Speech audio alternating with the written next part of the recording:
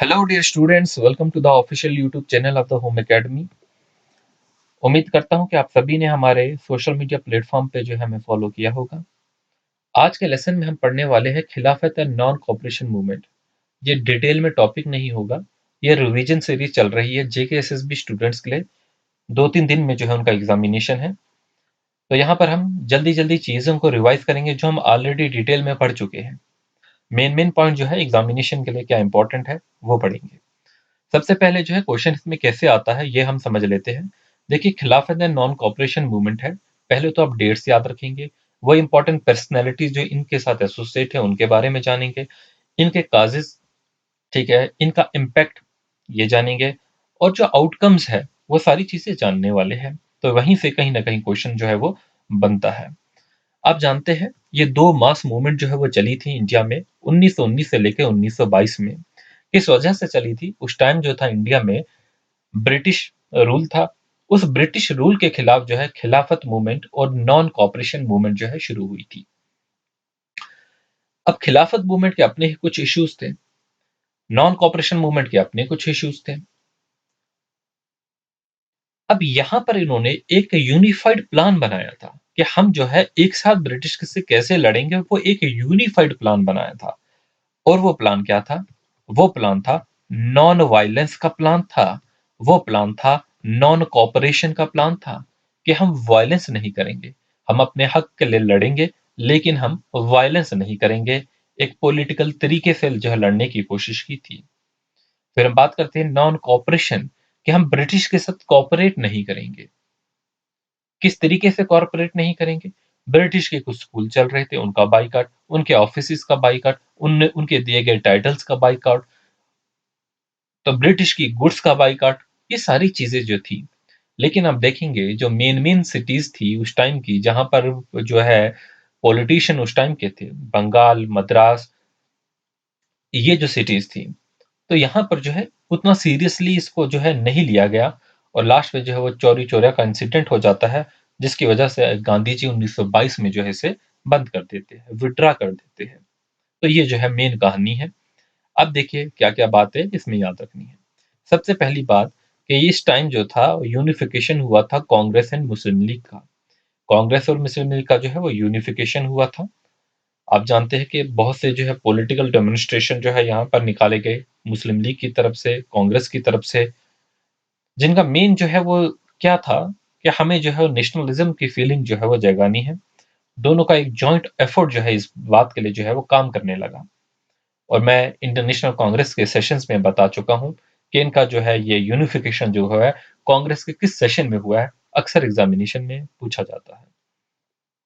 अब हम बात करने वाले हैं काजिज क्या थे, इस मूवमेंट के जो है वो काजिज क्या थे। देखिए, ये जो मूवमेंट थी, इसके जो काजिज थे, पहला तो गवर्नमेंट हॉस्टिलिटीज थी। आप जानते हैं रोलेट एक्ट के बारे में। एक ऐसा एक्ट था जिसमें जो है गवर्नमेंट किसी को भी जो है पकड़ लेती थी, ठीक है, कोई भी इल्जाम लगाकर पकड़ लेती थी, उसकी कोर्ट ट्रायल नहीं होती थी, बल्कि उसको जेल में डाल देती थी। उसके बाद आप जानते हैं जलियांवाला बाग जो है मैसेकर हुआ था, कत्लेआम जलियांवाला बाग में हुआ था, जिसके लिए एक हंटर कमीशन बनी थी। Hunter commission on the Punjab atrocities की अगर हम बात करते हैं, प्रूव टू बी द आईवाश, ठीक है, तो उसको भी जो है बकवास माना गया। उस हंटर कमीशन का कोई भी रिजल्ट नहीं हुआ। तो हाउस ऑफ लॉर्ड जो था ब्रिटिश पार्लियामेंट का, endorse the general dyers action को जो है उन्होंने एंडोर्स्ड किया। ये भी जो है एक जो है वो काज था। फिर हम बात करते हैं डिसकंटेंटेड इंडियंस की। यहाँ पर जो है मोंटेग्यू चलफॉर्म रिफॉर्म जो थे, with their ill-conceived scheme of Dairechi failed to satisfy the rising demand of the Indians for self-government। तीसरा हमारे पास जो कास्ट था वो इकोनॉमिक कास्ट था। इंडियन की जो इंडस्ट्रीज थी वहां पर प्रोडक्शन में डिक्रीज हो चुका था, क्योंकि इंडियन गुड्स की जो है डिमांड खत्म होती जा रही थी। तो वो उनका प्रोडक्शन जो था लोकल इंडस्ट्रीज का वो भी कम हो गया था। और अगर हम बात करते हैं ब्रिटिश गुड्स की, उनकी प्राइसेस जो है वहां पर इन्फ्लेशन हो रहा था, प्राइसेस की, उनकी कमोडिटीज का जो है प्राइस जो है बढ़ती जा रहा था। और साथ में तीसरा काजा था बर्डन ऑफ टैक्सेस। तो आप देखेंगे प्राइसेस ऑफ कमोडिटीज जो है बढ़ती जा रही थी, राइज हो रही थी। प्रोडक्शन जो इंडियन इंडस्ट्रीज का था वो कम था, इंक्रीज हो रहा था, बर्डन ऑफ टैक्सेस, रेंट, ये सारी चीजें बढ़ती जा रही थी। तो लोग जो थे वो परेशान थे कहीं न कहीं। तो इस वजह से जो है almost all the sections of the society suffered economic hardship due to the war जो चल रही थी, और फर्स्ट वर्ल्ड वार जो हुई थी उसके बाद जो है इकोनॉमिक जो है वो हार्डशिप थी। उसके अलावा जो है एंटी ब्रिटिश एटीट्यूड जो था, ठीक है, इस वार की वजह से जो था लोगों में कि लोगों को जो है इंडियंस को जो है उस वार में जो है लड़ाया गया था। तो एक एंटी एंटी जो है ब्रिटिश एटीट्यूड लोगों में था। फिर हम बात करते हैं खिलाफत इशू क्या था, थोड़ा सा इसमें, क्योंकि ये भी आपके टॉपिक में दिया गया है। सबसे पहले तो ये टर्की से ही रिलेटेड था। टर्की का एक अलायंस चल रहा था अगेंस्ट द ब्रिटिश। जो उस टाइम जो ब्रिटिश गवर्नमेंट थी, इनके खिलाफ जो है टर्की लड़ रहा था, और इंडियन जो थे वो इसी ब्रिटिश के जो है वो गुलाम थे उस टाइम जो था, मतलब इनका रूल था। तो जब टर्की इसके अगेंस्ट लड़ रहा था, टर्की ने जो है एक जॉइंट अलायंस बनाया था जर्मनी के साथ, ऑस्ट्रेलिया के साथ, इस ब्रिटिश के खिलाफ फर्स्ट वर्ल्ड वॉर में। तो इंडियंस का जो था ये भी जो है सपोर्ट कर रहे थे। अ, उन्हें क्यों कर रहे थे? उस टाइम जो था टर्की के जो स्पिरिचुअल लीडर थे, जिसे कुछ इंडियन जो है खलीफा मानते थे, यानी कि स्पिरिचुअल लीडर, रिलीजियस लीडर मानते थे। फर्स्ट वर्ल्ड वॉर में जो वार होती है, तुर्की के जो अलाई थे जर्मनी, ऑस्ट्रेलिया, उन्होंने ब्रिटिश के खिलाफ लड़ा। लेकिन यहाँ पर जो है डिसकंटेंटेड इंडियन मुस्लिम जो थे, जो उस टाइम गवर्नमेंट को सपोर्ट कर रहे थे फर्स्ट वर्ल्ड वॉर के टाइम में, बाद में जो है वो क्यों कर रहे थे? क्योंकि उन्होंने कहा था कि जो वार होगी उसमें जो सेक्रेट प्लेसेस है ओटोमन एम्पायर की, ठीक है, जहाँ पर खलीफा रहते हैं, वो बाकी जो सेक्रेट प्लेसेस थी उनकी हिफाजत की जाएगी, उन्हें नुकसान नहीं पहुंचाया जाएगा। लेकिन वर्ल्ड वॉर के बाद जो है क्या होता है, ऑटोमन एम्पायर को जो है डिवाइड कर दिया जाता है, और तुर्की को जो है वो डिसमेंबर्ड किया जाता है, और जो खलीफा था उस टाइम, उन्हें पावर से रिमूव कर दिया जाता है, जो उनके पास पॉलिटिकल पावर नहीं रहेगी फिर। तो अब जो है मुस्लिम जो थे वो इस बात से जो थे वो खफा थे, एंग्री थे। तो उन्होंने जो है एक किस्म की ये बेइज्जती समझी कि उन्हें जो है खलीफा को जो है वो जो है डिसएम्पावर कर दिया गया है। तो as a result Shaukat Ali, दो अली ब्रदर्स थे, शौकत अली एंड मोहम्मद अली। कौन थे? याद रखेंगे नाम, शौकत अली एंड मोहम्मद अली। इन्होंने जो है वो खिलाफत मूवमेंट का जो है वो शुरुआत की, इंडिया में शुरुआत की। किस वजह से? Against the British government. ये मूवमेंट जो है खलीफा बनाने के लिए नहीं, बल्कि ब्रिटिश मूवमेंट के विरोध में जो है ये जो है वो स्टार्ट की। देखिए एग्जामिनेशन में यहाँ से एक क्वेश्चन जो है पूछा जाता है कि खिलाफत मूवमेंट किसने स्टार्ट की, तो नाम याद रखेंगे, शौकत अली और मोहम्मद अली का। अब हम बात करते हैं खिलाफत कमेटी की, बात करते हैं। देखिए खिलाफत कमेटी के बारे में, इन द अर्ली 1919 जो है ऑल इंडिया खिलाफत कमेटी वाज फाउंड। पूछा जाता है किसकी लीडरशिप में, तो वो अली ब्रदर्स होंगे। ये खिलाफत मूवमेंट नहीं, खिलाफत कमेटी की मैं बात कर रहा हूँ, किस तरीके से जो है स्टार्ट होती है।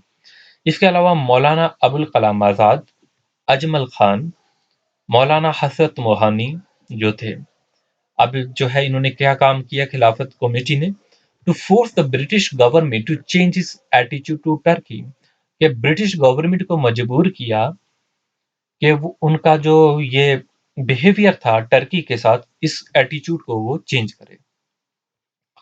दस the ground for country wide agitation जो है वो एक प्रिपेयर किया गया, एक जो है ग्राउंड यहाँ पर प्रिपेयर किया गया। As a result all India Khilafat conference जो है वो हुई। क्या हुई? खिलाफत कमेटी ने जो है एक ऑल इंडिया खिलाफत कॉन्फ्रेंस की। कब की?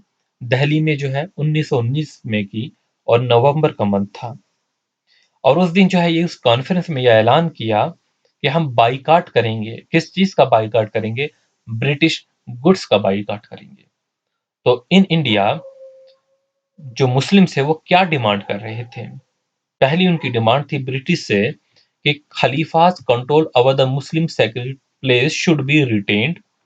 दूसरी, khalifa should be left with sufficient territories after territorial arrangement. ये उनकी डिमांड थी। अब हम बात करते हैं कांग्रेस का जो है वो क्या स्टैंड था इसके related. The support of the Congress was essential for the खिलाफत मूवमेंट टू सक्सीड। इतना हम जानते हैं। तो यहाँ पर देखिए महात्मा गांधी जो थे वो इस फेवर में थे कि हम लॉन्च करेंगे satyagraha non cooperation against the government on the Khilafat issue. लेकिन कांग्रेस जो था वो इस पे यूनाइट नहीं था। ठीक है, तो एक जो है तो उनका एक्शन नहीं था, एक पॉलिटिकल एक्शन जो था इस फॉर्म में नहीं था। कांग्रेस लेटर जो है बाद में उन्होंने जो है ये महसूस किया, ठीक है, to provide support as it was a golden opportunity to unite Hindus and Muslim. तो फिर उस टाइम जो है कांग्रेस ने जो है ये जो है महसूस किया कि ये एक अच्छा वक्त है, कि गोल्डन अपॉर्चुनिटी है कि इस तरीके से जो है लोग जो है वो आपस में जो है जुड़ जाएंगे डिफरेंट सेक्शंस के। तो इससे एक मास मूवमेंट जो है चल सकता है कंट्री में। तो Muslim League also decided to give full support to the Congress. तो मुस्लिम लीग में ने भी जो है फुल सपोर्ट दिया कांग्रेस को, और कांग्रेस ने भी जो खिलाफत मूवमेंट को भी जो है सपोर्ट दिया। महात्मा गांधी जो है ऑलरेडी जो है इसके फेवर में थे। तो यहाँ पर जो है तीनों पार्टियां खिलाफत मूवमेंट जो अली ब्रदर जो है जिन्होंने शुरुआत की थी, मुस्लिम लीग भी और जो है कांग्रेस भी जो है वो एक मूवमेंट जो है उन्होंने स्टार्ट कर दी। अब जो वो मूवमेंट है उसका नाम जो है नॉन कॉपरेशन खिलाफत मूवमेंट जो बन चुकी है, जहां पर जो है वो सारे हैं। अब इसमें किसका क्या रोल होता है वो बात करते हैं। पहले रोल जो रहता है वो महात्मा गांधी का रहता है। महात्मा गांधी जो है इस मूवमेंट को कैसे स्टार्ट करते हैं। महात्मा गांधी हम जानते हैं कि इंडिया जो है कब आए, 1915 में आए हैं, और स्टार्ट करते हैं यहाँ पर ऑर्गेनाइज करते हैं पीजेंट एंड लेबर की प्रोटेस्ट को। तो लेबर्स की प्रोटेस्ट है, पीजेंट की प्रोटेस्ट है। जैसे कि उन्होंने खेदा चंपारण जो है वो शुरू, खेदा चंपारण और अहमदाबाद में जो है ये प्रोटेस्ट जो है वो शुरू की थी। फिर उसके अलावा जो है ये क्यों की थी, क्योंकि जो है लेबर्स की कंडीशन जो है वो ठीक नहीं थी। पीजेंट की के जो है वो कंडीशन ठीक नहीं थी, उनसे काम करवाया जाता था जो है, उनको जो है रेट जो है वो ठीक नहीं मिलता था। फिर जो है यहाँ से जो है बिगिनिंग होती है किसकी, नॉन कॉपरेशन की। So by the repressive measure of the Jallianwala Bagh massacre and the denial of justice, Gandhi observed the only effect means to vindicate the national honor and to prevent the repetition of the wrongs in the future is the establishment of the Swaraj। तो अब जालियांवाला बाग मासकर में जो है इंसाफ नहीं मिला था, आप जानते हैं। उसके बाद जो है ये डिसाइड किया गया कि जो भी फ्यूचर में अगर ये रॉन्ग होता है, और भी जो है चीजें जो है रिपीट ऐसी हो सकती है जलियांवाला बाग की तरह, ठीक है, तो हम जो है यहाँ पर जो है एस्टेब्लिशमेंट करेंगे स्वराज की। तो कॉन्सिक्वेंटली जो है नॉन कॉपरेशन जो कैंपेन जो है लॉन्च की महात्मा गांधी ने। अब डेट्स याद रखेंगे आप कि वो कब लॉन्च की, डेट आएगी महात्मा गांधी ने कब लॉन्च की नॉन कॉपरेशन, 1 अगस्त 1919 में। This movement was initiated in support of the खिलाफत मूवमेंट, और यही मूवमेंट जो थी वो किसके सपोर्ट में थी, खिलाफत मूवमेंट के सपोर्ट में थी। अब इस मूवमेंट में क्या क्या बात की गई थी, आप जानते हैं गांधीयन प्रिंसिपल क्या है, कि स्प्रेड ऑफ द जो है हम जो है वायलेंट जो है वायलेंस नहीं करेंगे, spread of the non violence message. पहला कि स्प्रेड जो होगा वो नॉन वायलेंस मैसेज होगा, कि हम वायलेंस नहीं करेंगे, अपनी बात को जो है नॉन वायलेंट तरीके से काम करेंगे। फिर दूसरा था boycott the British goods and titles, ये गांधीयन प्रिंसिपल में आया गया इस मूवमेंट में, नॉन कॉपरेशन मूवमेंट में। और अगला जो होगा वो था प्रमोशन ऑफ द स्वदेशी को प्रमोट करेंगे। अब इन तीन मूवमेंट्स के बारे में बात करते हैं। पहला जो है spirit of the non violence, तो यहाँ पर जो है ज्यादातर जो भी लोग थे उन्होंने जो है they stopped the country work, they stopped their work on that day as a mark of their support to the Gandhi ji. तो उन्होंने जो है अपना काम जो रोजमर्रा का वो काम करते थे उसे स्टॉप कर दिया और गांधी जी को सपोर्ट किया। Gandhi, along with Ali brothers, made extensive tour to preach the message of national unity and non-cooperation with the government। तो गांधी जी जो है और अली ब्रदर जो है वो डिफरेंट डिफरेंट गांव गए, शहर गए, और जो ये मैसेज जो है हर किसी को दिया। कैसा मैसेज था, नेशनल यूनिटी का, एक साथ रहने का मैसेज था, नॉन कॉपरेशन का मैसेज था कि हमें इस ब्रिटिश गवर्नमेंट के साथ नॉन कॉपरेट करना है। फिर हम बात करते हैं boycott of the British titles and goods.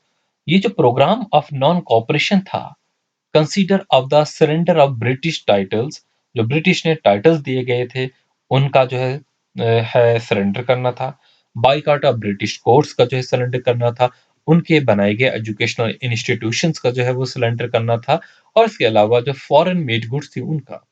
तो इस तरीके से लोगों ने क्या किया, जो फ़ॉरेन के कपड़े थे, उनको लाकर जो है उनको आग लगा दी। तो इम्पोर्ट्स ऑफ फ़ॉरेन क्लॉथ जो होगा वो उसी वक़्त जो है वो फ़ॉल हो गया ड्रास्टिकली 1920 और 22 के बीच में।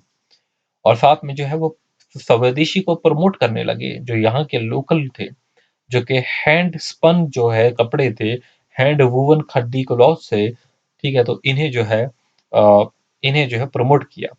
और उसके अलावा रिमूवल ऑफ अनटचेबिलिटी को जो है वो प्रमोट किया। Promotion of Hindu Muslim unity पे जो है वो काम किया गया। तो उस टाइम जो है चक्रा जो था become a house hold article, ताकि लोग अपने कपड़े खुद सी ले। अब हम बात करेंगे people's response to this movement. यहाँ पर अब लोगों का रिस्पॉन्स डिफरेंट डिफरेंट था। स्टूडेंट्स का रिस्पॉन्स देखेंगे, मिडिल क्लास पीपल्स का रिस्पॉन्स देखेंगे। कोई भी मूवमेंट होती है उसमें रिस्पॉन्स जो है हर एज ग्रुप का अलग अलग होता है। बिजनेसमैन का अलग होगा, पीजेंट्स का जो है वो अलग रहता है, वीमेन की बात करते हैं इनका अलग होगा। स्टूडेंट्स ने जो है ऑब्वियसली जो है अगर हम बात करते हैं इन्होंने जो है वो इन्होंने जो है वो साथ दिया इस मूवमेंट का। किस तरीके से, जो भी गवर्नमेंट स्कूल थे, कॉलेजेस थे, ठीक है? यहाँ पर जो है उन्होंने इन स्कूलों में जाना जो है छोड़ दिया। मिडिल क्लास जो है इन्होंने तो जो है इस मूवमेंट को ही जो है वो शुरुआत किया था। तो यहाँ पर जो है उनकी बात करेंगे। हाँ, बिजनेसमैन की बात करेंगे। इन्होंने जो है फुल सपोर्ट किया। ये जानते थे कि अगर फॉरेन गुड्स का जो है बाइकआउट होगा तो हमारा जो है प्रॉफिट भी होगा। ठीक है? तो इस तरीके से जो है इन्होंने जो है वो सपोर्ट भी किया। पीजेंट्स की जो है पार्टिसिपेशन बिल्कुल रही, क्योंकि पीजेंट्स के साथ भी जो गांधी जी ने पहले से जो है वो मीटिंग्स की थी, पीजेंट्स के साथ की थी उन्होंने, और बाकी लेबर्स के साथ भी की थी। वुमेन ने भी जो है एक काम किया। एक तो उन्होंने भी जो है वो अपना, गांधी जी ने इस टाइम एक तिलक फंड शुरू किया था। क्या किया था? तिलक स्वराज फंड महात्मा गांधी ने शुरू किया था। इस बात को याद रखेंगे। तो औरतों ने जो है अपना जो है ऑर्नामेंट, अपने जेवरात जो है इस तिलक फंड में जमा कराना शुरू किया था। ठीक है? तो they took active part in picketing before the shop selling foreign clothes and liquor. ये भी याद रख लेंगे। अब तिलक स्वराज फंड जो था वो किसने अनाउंस किया था? महात्मा गांधी ने अनाउंस किया था। ये कब किया था? 1 year of the beginning of non cooperation movement. जब नॉन कॉपरेशन जो है मूवमेंट जो स्टार्ट हुई थी, उसके 1 साल होने पे किया था। और ये क्यों किया था? बाल गंगाधर तिलक जो थे, उनके नाम पे इन्होंने, क्योंकि उनकी जो है 1 साल की जो है वो डेथ एनिवर्सरी जो है हो गई थी। और यहाँ पर जो है 1 करोड़ रुपया जो है उन्होंने तिलक फंड में जो है जमा किया था, जो कि जो है India's freedom struggle and resistance to the British rule के खिलाफ जो है वो यूज़ होगा। तो याद रख लेंगे इस कांसेप्ट को भी। आगे चलेंगे, कुछ और देखेंगे। अब गवर्नमेंट का भी कोई एक रिस्पॉन्स था कि गवर्नमेंट के स्कूल्स में जाना छोड़ दिया, उनके टाइटल्स को जो है वो छोड़ दिया, या बाकी चीज़ें जो भी थी। तो police resort to the firing, तो पुलिस ने जो है इनके इन पे फायरिंग भी की, which took the life of number of people.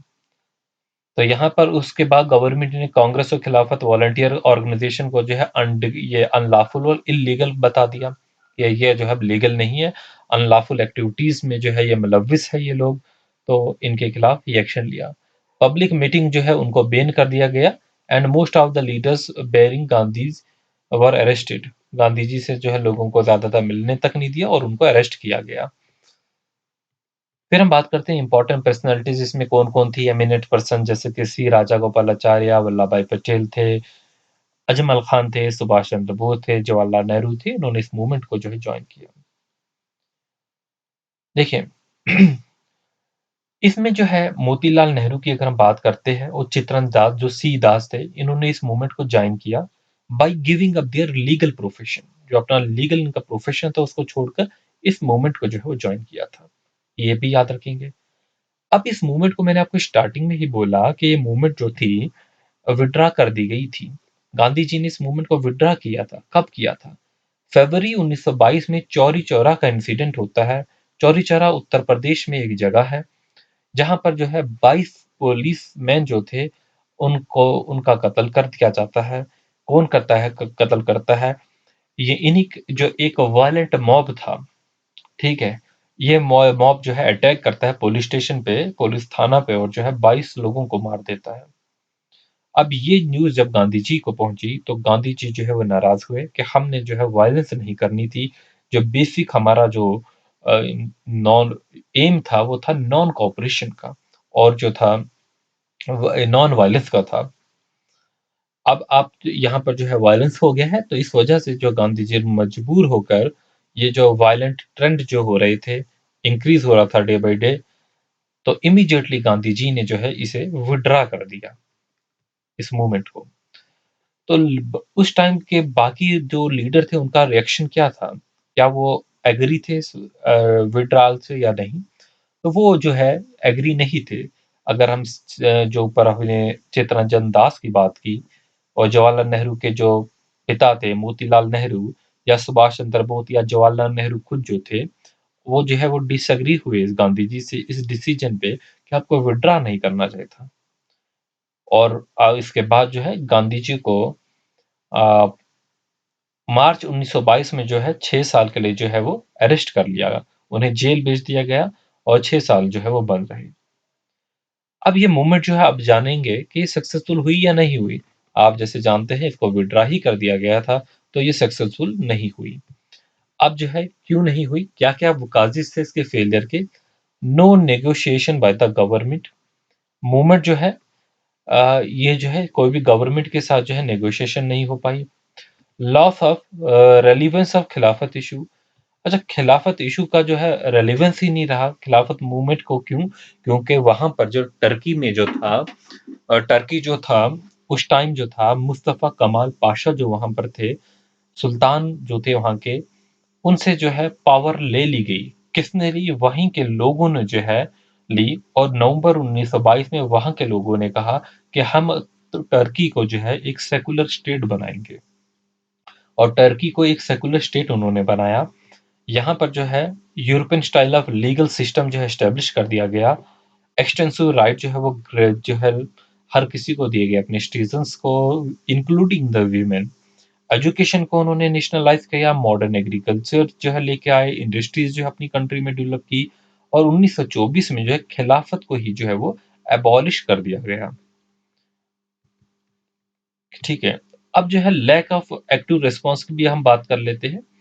India की जो प्लेसेस थी, कोलकाता, बॉम्बे, मद्रास जो थे, जो कि सेंटर माना जाता था। किस चीज का सेंटर होता था ये? अलाइड पॉलिटिशियंस का था, जिनमें जो है बड़े बड़े जो पॉलिटिशियन थे उस टाइम के, उनका जो है ये सेंटर माना जाता था। अब इनकी तरफ से भी जो है उतना ज्यादा जो है सीरियस नहीं लिया गया। तो लोगों ने वहां पर जो है ज्यादातर जो है रिजाइन नहीं भी किया गवर्नमेंट सर्विसेज से, अपने टाइटल्स का सरेंडर भी नहीं किया, इसे सीरियस नहीं लिया था। फिर जो है अगला जो है का जो फेलियर का काज था, no assistance from the violence. People had not learn और fully understood the method of the non violence. लोग समझ ही नहीं पाए थे ये नॉन वायलेंस का जो तरीका है ये है क्या। तो चोरी चोरा इंसिडेंट जो है mar the spirit of the movement leading to the withdrawal of the non cooperation. Impact जो है पढ़ने की जो है वो जरूरत नहीं है, फिर भी अगर आप देखना चाहते हैं कि इम्पैक्ट अगर कहीं आ जाता है तो वो क्या होंगे। Maximum extent of the movement, ठीक है, ये देख लीजिए। ये मूवमेंट जो है ज्यादातर जो है पूरी कंट्री में जो है ये पहुंची तो थी। आर्टिस्ट भी इसमें थे, किसान भी थे, स्टूडेंट भी थे, अर्बन पुअर वुमेन ट्रेडर्स भी जो है वो भी थे। तो एक्सटेंट जो था इसका अच्छा था। ये एक इम्पैक्ट अगर हम बात करते हैं। फिर एस्टेब्लिशमेंट ऑफ स्वराज एंड स्वदेशी इंस्टीट्यूशंस की जो है बात की गई थी, जिसमें नेशनल इंस्टीट्यूट बनाए गए थे, गुजरात विद्यापीठ, काशी विद्यापीठ, बंगाल नेशनल यूनिवर्सिटी बनाई गई, जामिया मिलिया इस्लामिया यूनिवर्सिटी बनाई गई, नेशनल मुस्लिम यूनिवर्सिटी जो है ये सारी इस्टेब्लिश की गई इसी time. It gave birth to the strong idea of having swaraj. तो ये जो है एक जो है यहाँ पर बात की गई।